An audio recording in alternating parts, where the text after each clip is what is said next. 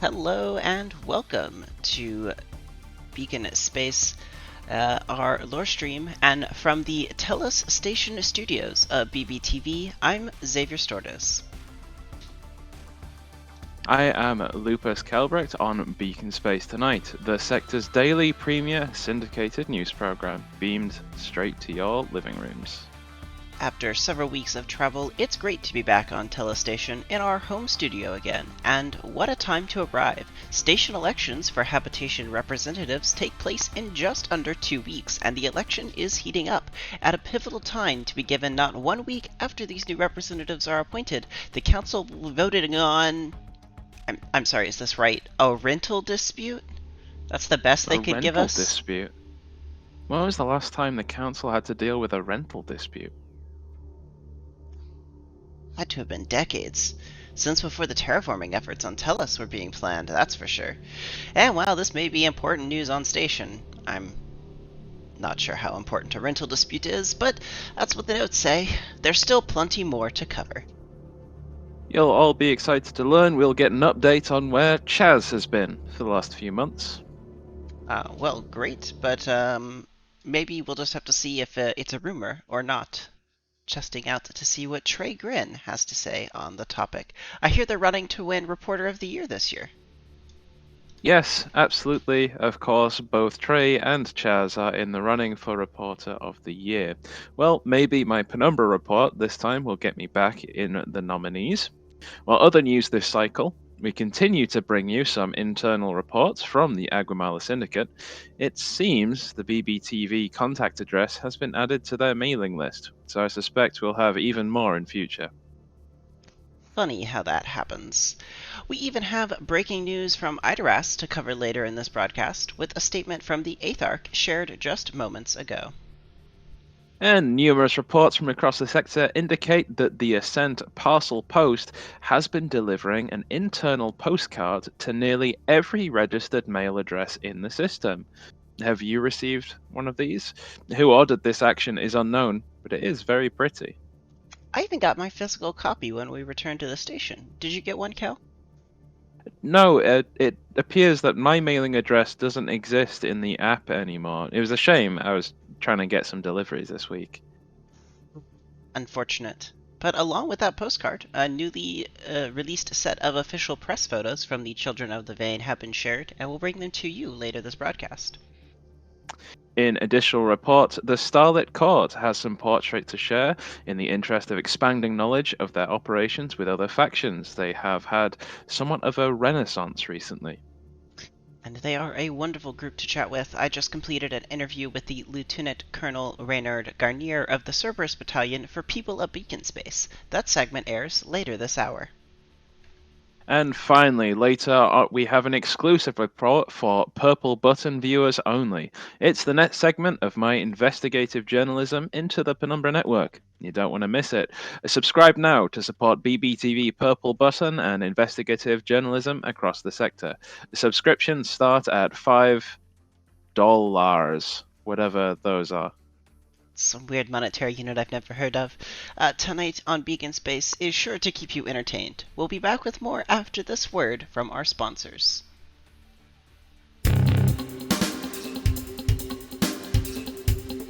This week on Kangaroo Court, did slippery celebrity defendant BBTV anchor L. Calbert conspire to poison the prosecution? Watch now on Kangaroo Court, where good justice is never blind. Fair and balanced, only on BBTV 5. Brought to you by the New Eden Gene Bank. Be a better you. Silent Night Cargo Concerns. We invite travelers to the sector of the brilliant world of Telas. Be it for business or pleasure, Silent Night provides swift and secure transit for visitors of the center system. Cutting through the red tape, our dedicated teams will make sure your passes and permits are squared away so that you don't have to mess with the hassle of bureaucracy in your travel plans. Our services go beyond simply for your person. As our name implies, we handle a wide range of cargo concerns, be it a porter service that can get your holiday bags straight to your hotel room, to providing storage facilities, or even negotiating bulk goods through local customs. We've got you covered. Through our affiliates in Falufu Kaliki, we offer half-hourly shuttle services from the bountiful TTGI station to the planet's many floating cities. Safe and reliable service is vital to the health of our clients, and that is why the security travelers and their cargo is our top priority in the void space of the center system. Call now to ask about our Guardian Protection Package. Become healthier. Become stronger. Become smarter. Become better. At New Eden Gene Bank, we offer plans and opportunities for people like you who want to break their limits and rise to new heights. Visit your local branch today for a consultation. New Eden Gene Bank. Be a better you. Proud sponsors of BBTV.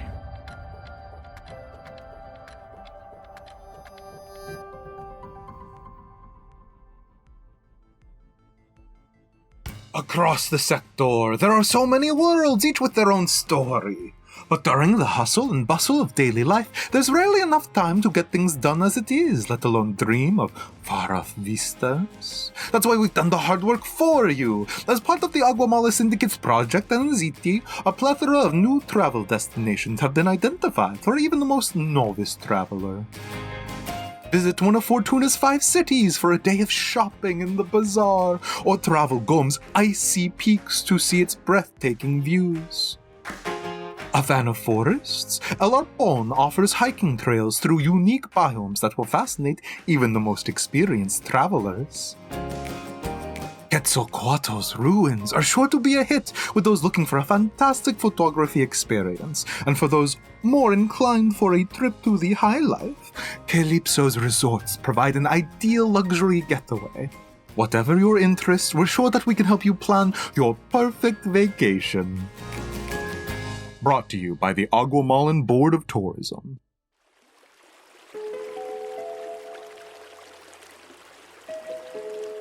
Are you looking for that perfect island getaway? The destination vacation of your dreams? Then Telas is the place for you. Visit the floating cities of Telas, modern marvels of nature and engineering from the great minds of Kartakuk and Helicitis, built on the backs of gentle jellyfish giants. Experience the wonders of life like never before as a tropical paradise comes alive to serve you.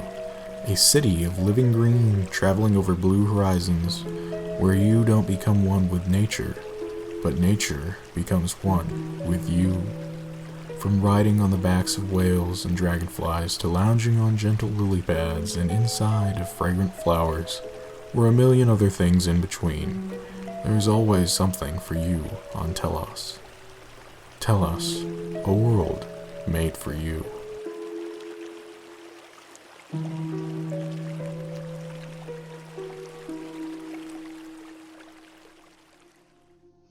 We here at BBTV would like to thank all of our sponsors, including the Children of the Vein, the New Eden Gene Bank, the Aguamala Tourism Agency, as well as anyone else who I've forgotten in the past ad reel. Thank you for your sponsorship. It definitely keeps our lights on and the studio populated. Welcome on in to Unrestricted Lorefare's Beacon Space Lore Stream 26. Hopefully you enjoyed our nice cold open covering all the topics we'll be chatting about later in this broadcast. As stated, I'm your host, Xavier Storditz, along with my co-host, Lupus. I am Lupus Kelbricht, co-host for the BBTV Lore Stream, where we will be showing off everything that the hard-working factions have submitted to us over the past month. And what a busy month it's been. It has been, even with the Thanksgiving holiday here in the US interrupting the middle of the month. It still has resulted in quite a bit of lore, as sometimes happens when we get a 6-week break between lore streams rather than the normal 4. Anything else to add before we go on to our first news report from the Children of the Veins, Trey Gren? Just to say, I'm very impressed with everything that people have submitted today. Thank you for all your submissions. And if you would like to be a part of this grand experiment, you can join the Discord server and join our community here. But moving from the cold open into a smooth segue, Xavier. Let's see what reporting Trey Grin has gotten up to within the past month, and maybe, just maybe, they'll have found some update on Chaz. This report has been made possible by the New Eden Gene Bank. Be a better you. Visit your local branch for a consultation.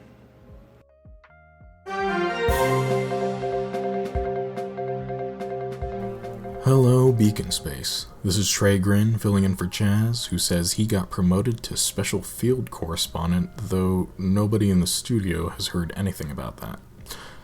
Either way, we're here with the latest from around the sector. In the news this cycle, Telas Tension, White Whale Rumbles, and Chaz's Dacia Report. For our first story, tensions on Telas have been rising with fears of a prevailing bear market. Hiring freezes and layoffs have struck several industrial sectors during this turmoil, while slowed trade has caused shortages and rising prices for goods and services. Authorities are seeking to prevent more unrest amidst bottle fights, jellyfish joyrides, and edible nuclear shampoo?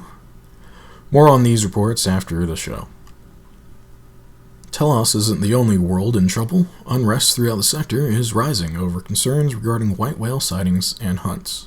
Brewing conflict between several conservationist and hunter societies has reached a boiling point, with reports of violent clashes between the supporters of the two clashing lobbies, disrupting a delicate balance of power in the sector. The Telas Governing Office announced today that they are continuing to monitor the situation intently. In related news, Chaz has finally gotten some work done and provided a report of his time with the locals on Dacia. This past cycle, the white whale appeared in orbit over the world of Dacia, leading to strange reports of atmospheric phenomena. The sky, normally a bluish-purple tint, has shifted to a deeper purple tone in recent days, with claims of gravitic disturbances as well. Authorities on Dacia advise against air travel this cycle due to atmospheric disturbances and electronic disruptions, though the Grand Stock Temple Exchange has been operating at higher efficiency. Locals have interpreted this as a sign of great wealth to come and have been blessed by the dividends for great prosperity, with talks regarding the development of a new aggregate stock, the Saint White Index, developing. However, when Chaz, our reporter in the field, fell under scrutiny for his great wealth, he was forced to escape the world in order to avoid being encased in solid gold.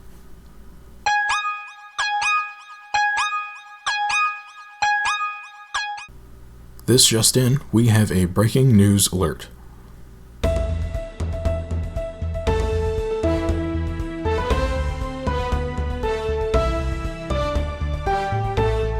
It seems we have breaking news coming in from the Children of the Vein and the Telas Governing Office. It appears that agents of the Amelhart Institute were recently discovered illegally violating Children of the Vein sovereign void space in the 0909 Center system. The Children of the Vein have declared this a renewed act of hostilities from the Amelhart Institute after efforts from Vein diplomats to restore a peace treaty with the Institute were rejected 2 years ago. Vein defense forces are currently on high alert and being mobilized in response to this threat. Well, that concludes our sector report for this cycle. We are living in dangerous times, and we here at the BBTV would like to remind our viewers to remain vigilant. This has been Trey Grin, blipping out.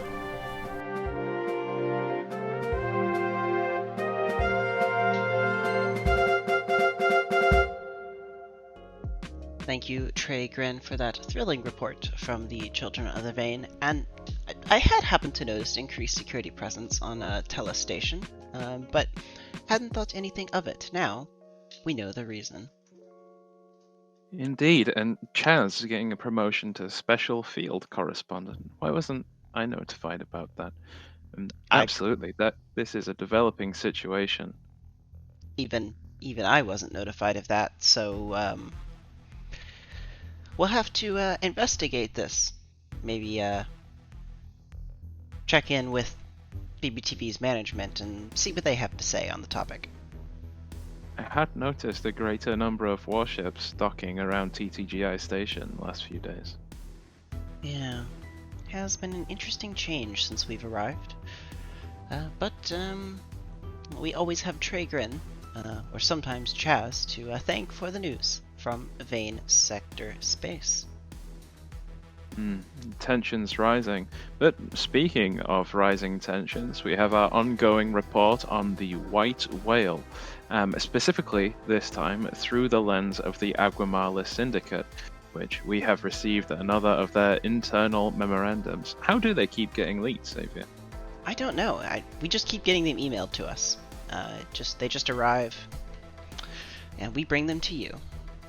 Well, I'll report on the one that we've received today, which is, as usual, to the members and affiliated patrons of the Aguamala Syndicate, from the assembled leaders of the Aguamala Syndicate, and the subject is a chance at legend.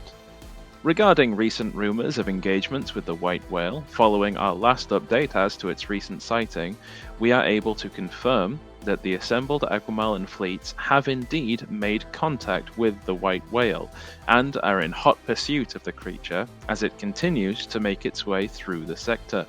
Recent reports have placed the creature near the planet of Dacia, and as such, the Aguamalan Transit Authority would like us to remind you that their regularly released travel bulletins are the best way to keep up to date on which areas of the sectors may be better to avoid when planning travel across the sector.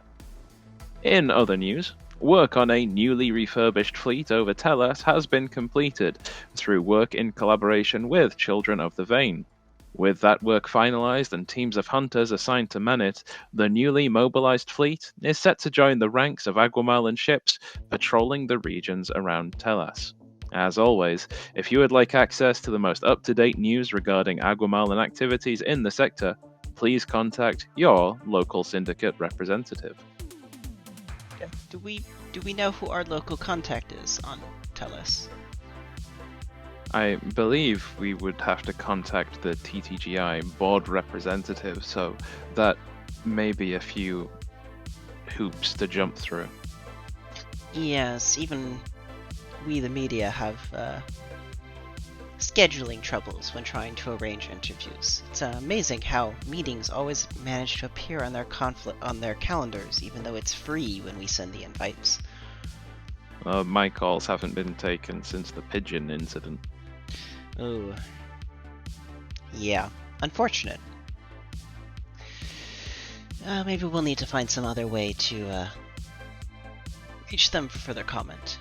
Apparently, That though, may we should be have the been, best idea. Yeah, but apparently we should have been having our show today from orbit around Dacia. It seems there's been all kinds of updates regarding that planet, and we're only 2 reports in. That's true. It seems that everything is heating up over that frozen ball. Is one frozen pilgrimage site, and often where we still find new arrivals to beacon space to this very day. Strong gravity well. That's what I always say about Dacia. That sounds quite about right. Speaking though of other updates, we mentioned in the intro that we had some exciting, important news. One of the 2 of those seems accurate from the assembled Commonwealth. We've got the document from them which was released by the leader, the 8th Arch of their government, to the citizens of the assembled Commonwealth. I'll read it out for you here. For the past 77 years, Idarast has suffered at the hands of my father. His insular projects and ineptitude caused immense damage and immeasurable loss to families across the Commonwealth. The fallout from the Adari incident has plagued this planet and our Commonwealth for most of my life. It has been my life's work to pay amends for the sins of my father, to attempt atonement and bring closure to the citizens of the Commonwealth, those who I serve so dearly. It is why I have supported the efforts of Project Renewal for the past decade. Project Renewal exemplifies the true nature of our people through hard work and determination, setbacks and reversals, long hours, and sacrifice. We have persevered to the benefit of the common good of all the people of Idarast and the Commonwealth. Today, it is my honor and privilege to announce that Project Renewal has completed its Phase 3 objectives, and I can confirm that new rad levels and Idarast atmosphere have reached safe levels.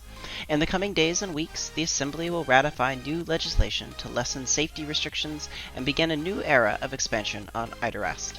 Let this be a start, the beginning of a golden age of expansion on Idarast. A golden age for Idarast, an age of opportunity and progress. In the spirit of this new age, I, Tiber the First, Aetharch of the Assembled Commonwealth, Protector of Mankira Niti, and Lord of the Aether Reach, declare my intentions to renounce my position as Aetharch. It is my belief that I am unsuited to lead our Commonwealth into future endeavors. I lack the energy and passion to effectively grasp the opportunity that is presented to us. I have made my intention known to the Assembly, my advisors, my family, and now, to you. I hope that the people of the Assembled Commonwealth understand my decision and recognize that I have taken this with the utmost concern and do so out of duty and a desire to see our great peoples triumphant and flourishing. My daughter, Senwyn, will assume the throne and ascend to the position of Aetharch. In recent months, she has shown herself as capable and a determined leader who will take on these new responsibilities with an energy and focus that I cannot hope to match. I am immensely proud of her achievements, and she has a passion for her people which knows no bounds, and I can only hope to live long enough to see her rise to her full potential. It has been an honor serving you, my people, for these past 76 years, and I plan to continue to serve in whatever capacity I can, for whatever time I have left. My hopes and thoughts will ever be with you all. Valeru, Fortune, Assembly. Tiber First. Well, who had that on their bingo card for 2,022? Tiber stepping down and Senwyn coming to the throne. Not something that I expected to see. It was not, especially given the fact that recent conflict regarding their civil unrest had seemed to mostly have subsided by now. And, well, if I recall correctly, Senwyn's currently a representative in the Assembly, which... That's true. They already had one constitutional crisis over this. Surely it can't lead to a second one. You would think not, but I'm sure this has never been encountered before in their modern history of the Assembly. Did they account for it? We'll have to check in with our legal experts. To have talks with our political correspondent over on Idarast. Oh, quite. You'll be able to catch that later on Politics in Beacon Space tonight at 27:00. Absolutely. I will send him a letter right now. Hopefully it will get delivered, even with an invalid return address. Indeed, and speaking of deliveries, news about the Ascent postal outage. The sources that BBTV has within the Ascent have yet to provide a full explanation or update, but still, individuals across the sector are reporting that they have been delivered a postcard that appears to be from an exploratory vessel with the Ascent. When we reached for comment, all that we were told was, the postcard has been delivered according to app standards. At this time, we cannot comment on the sender. We're showing this postcard now on screen, but it has no return address, so it's hard to know who to thank. The HMS Cloud does have a nice ring to it, though. Maybe a holiday destination? Perhaps. It's pretty interesting. This is the first time that I can recall that Ascent had such a strange presentation within their network. Normally they're pretty good about being thorough and knowing who's sending these postcards. The stack that arrived on station took up an entire spaceship, so it must have been fairly expensive. Highly intriguing. I'm going to be following news from the exploration fleets closely, especially given now we are reaching the very edges of known space. Yes, quite. We'll have to see what is beyond. Though this postcard is very pretty, and perhaps if you'd like one too, you'll be able to find one in the Discord shortly after the conclusion of this broadcast. Indeed. Thanks to Ascent for their postcard. And on to some other interesting artwork. We have a few images that were, I believe, a commission of the Children of the Vein to get crafted for their faction. The first is on screen now, and I believe this is just an overview of an introduction, one would say, to the culture of the Children of the Vein and different locations within their spaceship. Yes, I believe these images have been released by the Children of the Vein Tourism Board in a similar fashion to we have witnessed the Concord and Aguamala offerings. In particular, this is year in memoriam, showing many of their most popular releases of the year. In particular, I am a fan of the bottom right, which shows their glorious bioships in orbit of a distant planet. We even have a higher res version of that in just a few moments, but first off, we're going to take a closer look at the tree that they consider to be very important in their culture. It's also the primary city on Heliositis, their capital city, in fact. And in the metadata for the image, it makes sure to note that this is in no way legally binding and is distinct from Scorn. Of course. The second image is the spaceships that you mentioned earlier. These are members of their fleets. Quite interesting designs that I'm sure I'm used to passing, but seeing them rendered in this way really brings a different light to them. Yes, designated a bioshell. These are indeed a fusion of technology and biological superiority that the Vein are so fond of displaying. They truly have a mastery over genetics and life. Absolutely. Well, thanks to the Children of the Vein for their submissions. We have one final one, it looks like. And thank you to the New Eden Gene Bank. Be a better you. Yes, of course. We do have one final image. This is a rendering, I believe, of the interior of a bioshell with its pilot companion.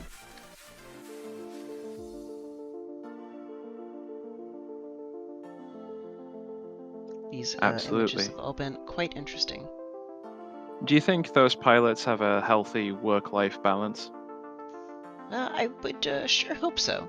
They look quite healthy in that enclosure. Inquire to the Vein for what benefits you can receive as a bioshell pilot. We'll leave further explanation of their payment and benefits for their own government. We'd just like to thank them for these images and for the year-end review. Fantastic images. Thank you very much for the submission, Children of the Vein. And thank you for getting those created for your faction. They are very cool. Up next, we have some portraits from the Starlit Court. These have been making the rounds recently as an introduction of individuals you may find within the court as part of the court's outreach programs to better engage relationships.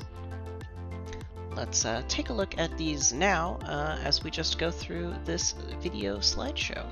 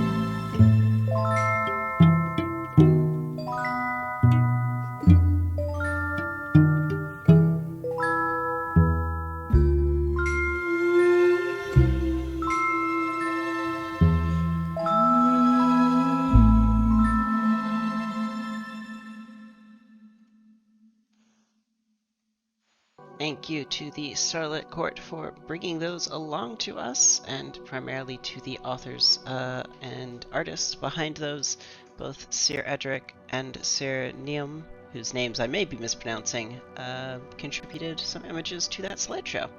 Thank you to both of them. Indeed, a fantastic slideshow showcasing fantastic art that has been submitted, and a good look at various characters that make up the community of the Starlit Court.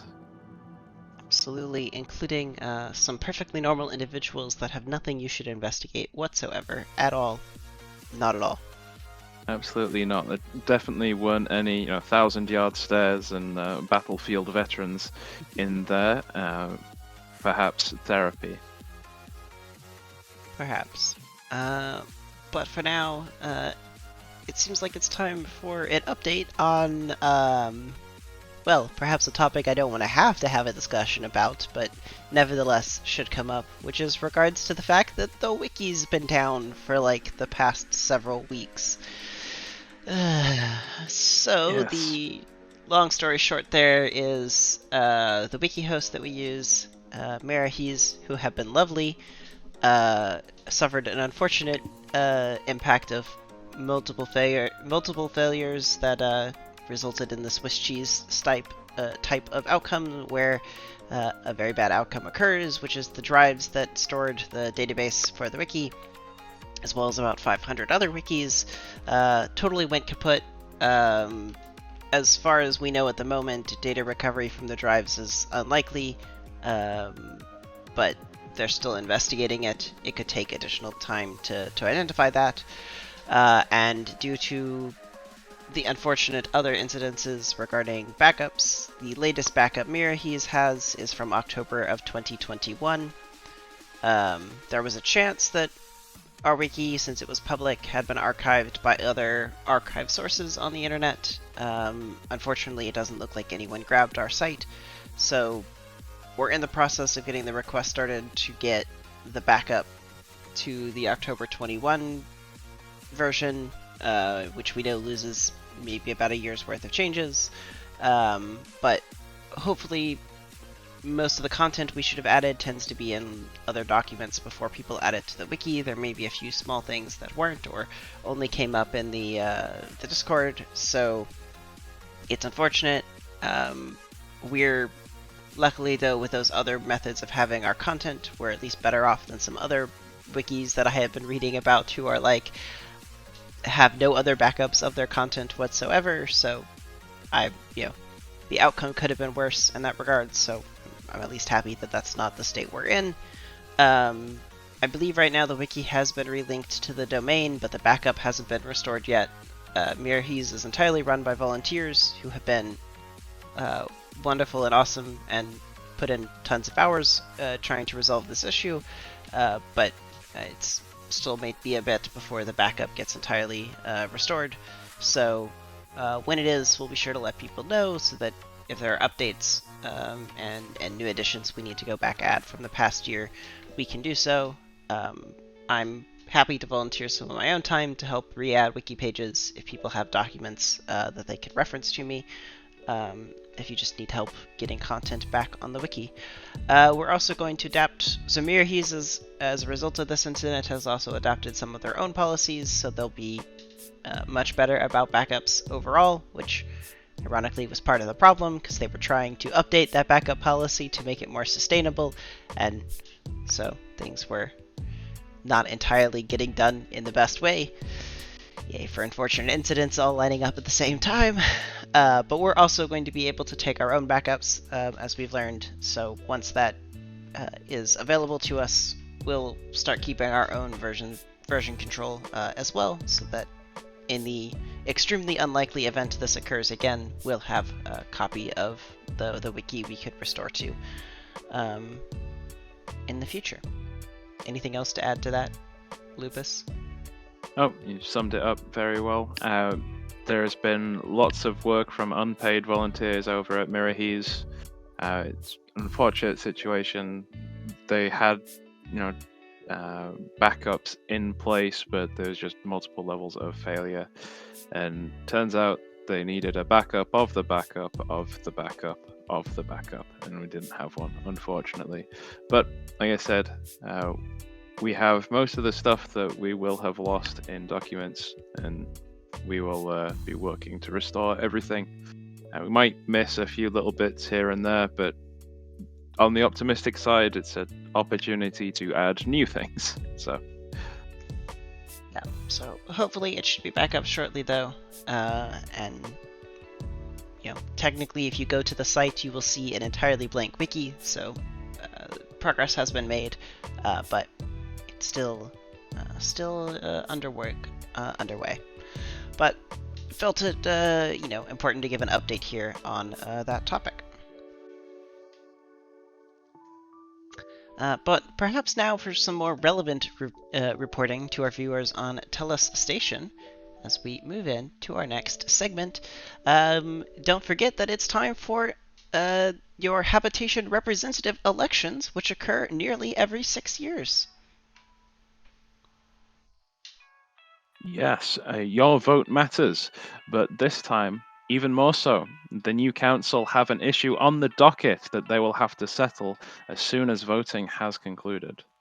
That's right, the habitation space currently leased by the Ivory Towers and Country Club in Habitation Unit 6 has reached a negotiation impasse that the TTGI Council has agreed to resolve. But, say, don't you find it odd that the council is getting involved with minor volume renting concerns on a station? It's been decades since they've had to dabble in such matters. Yeah, it has been quite a while, Calbrek, but there is historical precedence for such actions, especially when a new buyer wants to enter the renting agreement. Meet Data Rice from Dine, a member of the Rice family who's looking to take over the space and reinvent the bar on station.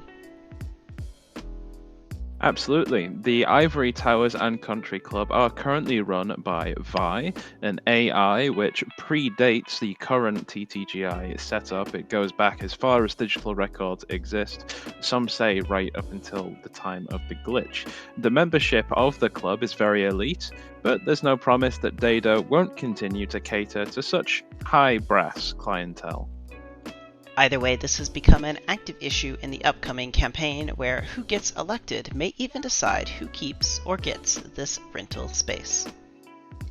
Make sure you vote and you petition your faction to vote, and we here at BBTV will have the results live over on the Politics channel.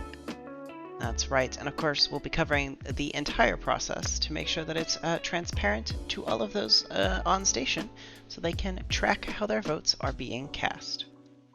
Absolutely. We here at BBTV do ascribe to being politically neutral and reporting on all issues in a fair and unbiased manner.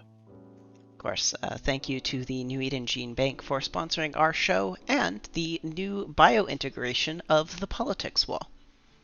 Be a better you. With that, I believe we also need to thank the Ogamalan Trade Association, or Tourism Association. Wow, excuse me. That was entirely the wrong branch. The Trade Association helps us with our networking and logistics contracts, but the Tourism Association has helped us update the beacon space safety navigation, pulling in data from their very own transit networks. Anything else on the topic of elections you feel the need to cover, Lupus? Nothing that I can say without getting in trouble. Well, we should avoid doing that, and perhaps we should turn our attention over to the interview I conducted on Sihi recently with Lieutenant Reynold Garnier, past Xavier on Sihi. How about you take it away for today's People of Beacon Space episode? This week on People of Beacon Space, I'm chatting with Lieutenant Colonel Reynold Garnier, the recently appointed commander of the Cerberus Battalion within the Starla Court. BBTV and I appreciate you taking time out of your busy schedule to attend. Before we start with the proper questions, I'd like to thank you for the hospitality on CE. The stay has been far beyond the level of accommodations I was expecting. Well met, Xavier. It is quite the pleasure to have you with us as well, and I'm glad our hospitality has exceeded any possible expectations one might have. Sihi is wonderful, and more people should come and visit. Now, my research into the Cerberus Battalion indicates this team is an elite Spec Ops unit with usage of the bleed being a requirement to join. Care to tell us some more about this battalion? Of course, to what extent I can tell that isn't above my knowledge of how it works. Simply put, we harness our abilities to use the bleed and combine that with our Fae into a creature that can provide both excellent scouting and combat over resource. Scouting due to how silent they can be, and combat resource given that when they arrive, they tend to be made out of plasma. How many people make up a team? Our teams work in groups of 3. We found that for the more superstitious, the number 3 works well for us. Not to mention that the namesake of the battalion is the Hound of the Underworld with 3 watchful heads. Other than that, we're generally sent out on high-stakes missions that require a gentler touch than most of the nightly orders can bring to bear. After all, there's only so much one can do for stealth when you're piloting a mech. Sounds like an exciting group to be a part of, and now you find yourself leading this group. But while you were an active member, do you have some fun story you'd like to share? Some bold mission that made a critical difference? Oh, not really the boastful type. I leave that to the nightly orders, but if there was a tale I could tell, it would probably be an interesting story I've heard some of the boys talking about when they think I'm not listening. On a particular mission, it said that with my team down or injured, I was able to summon a full pack of hellhounds to provide cover for the evac. I've even heard the story stretched to say that I became one of the pack, howling like a wolf. Truth be told, it was more that I borrowed one of my teammates' Fae to summon the hounds so that we could escape. Of course, I passed out from doing it, but it was my duty to get my men home. Though I'm not sure how I feel about the nickname they gave me after Lycan. Yeah, nicknames are rarely chosen, but often earned. Your unit must have great respect for you to get them home. How has your perspective on Cerberus changed now that you're leading the unit? Have you made any significant changes to the operations or structure yet? Well, I certainly intend to leave a mark on the unit, but no, I haven't made any sweeping changes yet. I've mostly been working on updating our armaments and logistics, as is always and will always be an issue for a Spec Ops group, to not go into a mission with limited supplies, but just the right amount to ensure we get the job done. I've heard logistics can win wars, so an understandable first step for yourself. Let's chat some more about Cerberus Battalion. Can you explain the motto for us? Of course. Our motto is, "The bark of the hound provides that of hell as they guard the gates loyally." It means we'll be the first ones in when hell comes calling. We ensure that those that are to defile the sacred path or look to become a problem for Sihi in our quest, we will be those to drag the souls back to hell and ensure they stay there. Hopefully that answers your question. That covers the motto quite well. At the start of the interview, I mentioned that I found Sihi a wonderful place to stay. What would you like the sector at large to know about your home? Well, I would certainly love to praise the amazing creators of Sihi for engineering such a diverse ecosystem within. I remember school field trips and even camping with my family within some of the national forestry parks. They're always a sight to behold, even if engineered to be so. Simply put, I would want the sector to know plainly that we will always welcome those curious enough to visit, and that we'll always welcome them with open arms and treat them as friends. Though, if you come as enemies, be warned that we aren't afraid to strike back either. We're a proud and noble people and know when to be grateful for wonderful company and when to bare our fangs. Our hospitality can be boundless for those we call friends, and few can match our capacity to answer the call of battle if you show a threat to ours. Now for a chance to flip the script. Do you have any questions for me? I see. I guess my question would be this. In the time you spent here, what would you say has been a highlight of your own visit? The King's Woods allowed me to take a scenic hike unlike I've been able to in past months. It was a pleasant space to stretch my legs and see the local area. I even stumbled upon the space used for the last archery competition. That was an unexpected encounter. Any last thoughts for the viewers out there? We are strong and proud people. While our past has been troubled and filled with conflict and drought, we have persevered and pursued the betterment of all. Some might say selling our swords to the highest bidder might be wrong, but we take the money we earn and we put it back into our great cause of fighting our new sacred homeworld.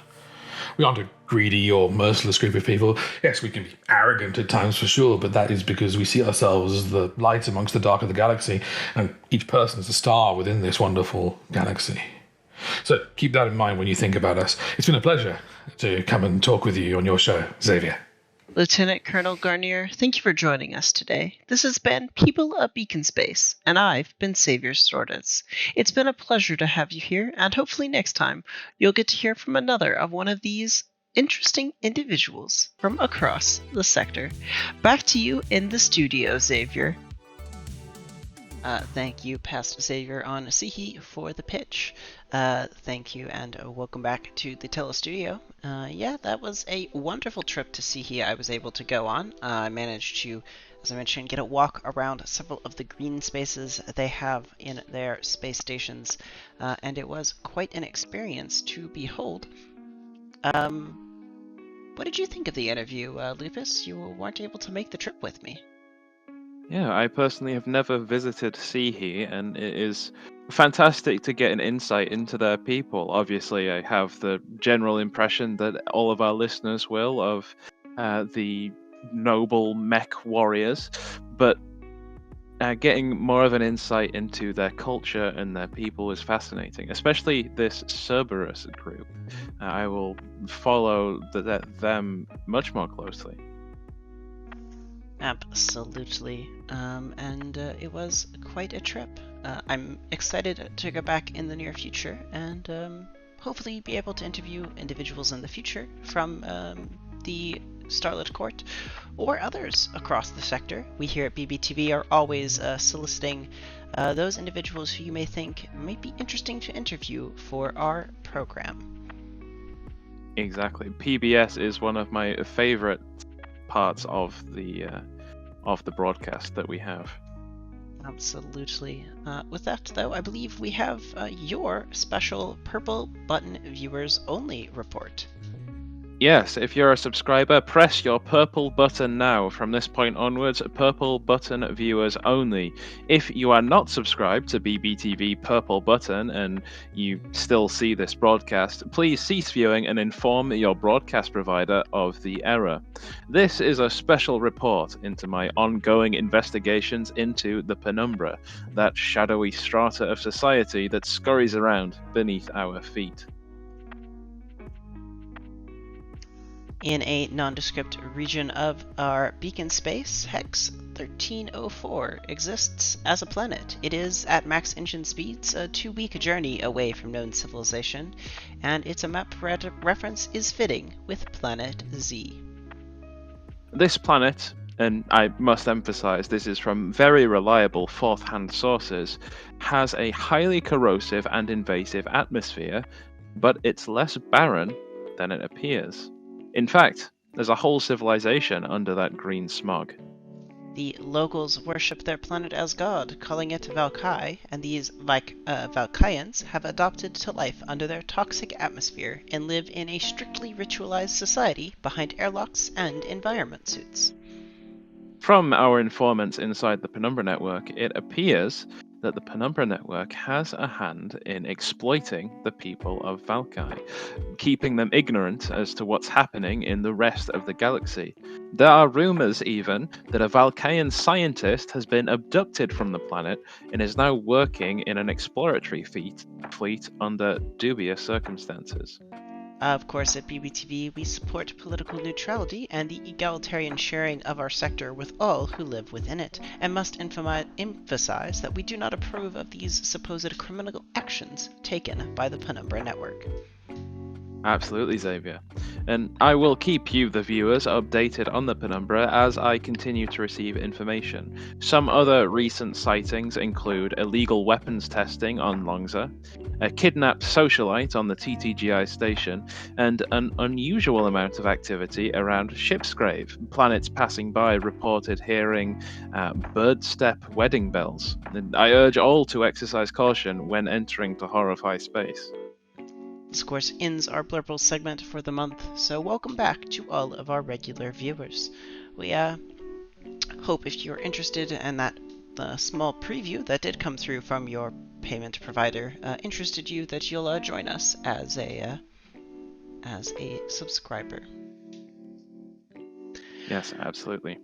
And of course, if you're looking to join in and play in any of these free agent adventures, you can just simply ask for the role on the Discord server and join our West Marches style tabletop game using the Cypher system, which my co-host here is the GM of. Absolutely. If you want to be a muscle for a crew, if you want to be an elite hacker or a sneaky spy or maybe even a careful diplomat, you can join in the game. Anybody is welcome to play. Just message one of the mod team to get added into that area. Of course, if you're on the Discord, you may even be able to see the scheduling and the jobs posting, where information posted on the Penumbra network is available for all agents to contract to. But speaking of shadowy secrets, I believe that in the last lore stream, there was a secret to be found. Indeed there was, and if I'm correct, I believe it was actually an Easter egg in both the previous lore stream and faction turn stream, though I may be incorrect there. Yes, and unfortunately, not one of our viewers was able to pick up on this hidden gem. Yes, that's correct. In the lower third, you may notice at the bottom of your screen that appears to be entirely inconsequential.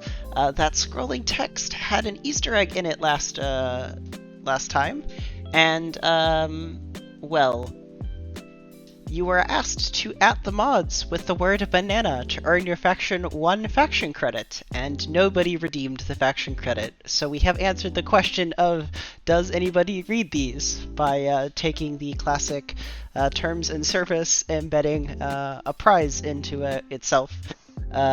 So nobody claimed the prize. It was only valid for the 1 month, but we thought it was a pretty funny thing to do as we were coming up with the lower thirds for last week, or last stream.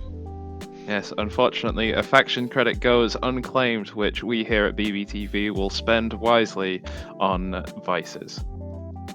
Absolutely, I'm sure we'll find something to invest it in and improve our network capacity with.